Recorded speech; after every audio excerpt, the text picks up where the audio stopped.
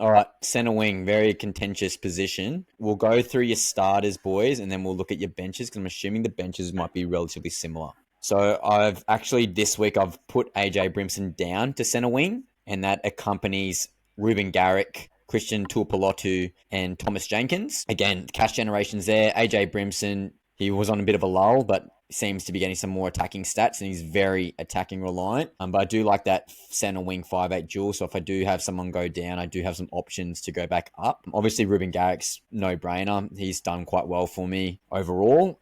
Does have a pretty heavy break even at 134 this week, but again at 800,000 when I bought him at 650, no brainer. I got on Christian Tuipulotu when he had that big BE, same as Gutho. And again, he's done quite well for me, going above his set average. And he's got a pretty juicy matchup against the Gold Coast Titans this week. And then pretty much jumped on Thomas Jenkins, 2 weeks ago now. Pretty much similar to a lot of different people. Huge BE still, or low BE, heaps of cash generation. So seems to have a decent role for the Penrith Panthers, which is obviously quite important. And again, with Nathan Cleary getting back some more form, Dylan Edwards back this week, I can only expect Thomas Jenkins to keep those attacking stats coming. What about you, Andy? Alrighty, so in the centre wing, I've got Garrick, Fletcher Sharp, Jesse Arthurs, and Shibasaki. I'm not 100% sure who I'm playing yet or not, bench-wise, but I've also got, is it Tamale, Jenkins, and Toya.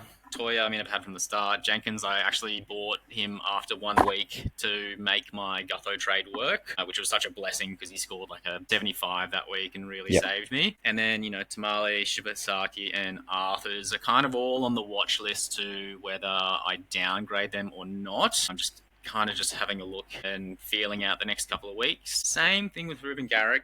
It's going to be interesting how he performs without Turbo there now. So just, he's obviously, K, so that money can be used literally anywhere else. Yep, definitely. Upgrading the halfbacks, 5'8", you name it. So whether Garrick gets a trade down, I'm not really sure yet. Yep. Jakey. Yeah, so definitely love my cheapies. I have Jesse Shibasaki, Tamale, and Jenkins as my starting four, with Purdue, Toya, and a bit of an oddball here, but Targo for the Eels, who played, I think, around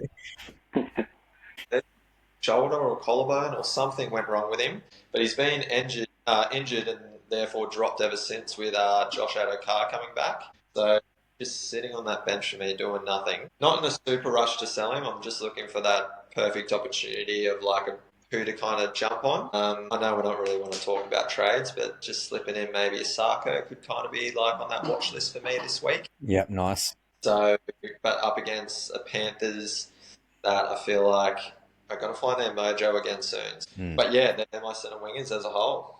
Adam. Yeah, pretty vanilla for me at centre wing. I've got Garrick as my main gun. I started Marzu. He's been pretty solid. A lot of base, not much attack so far, so I'm hoping that swings. He's cheap enough that, just going to leave him there for a while. And then just a bunch of cheapies, really trying to maximise the cash there. I got, Purdue, Jenkins, Shibasaki, Toya, and Tamale. I'll slowly peak, cash him out when the time comes, but not really in a rush to change much there. Yep.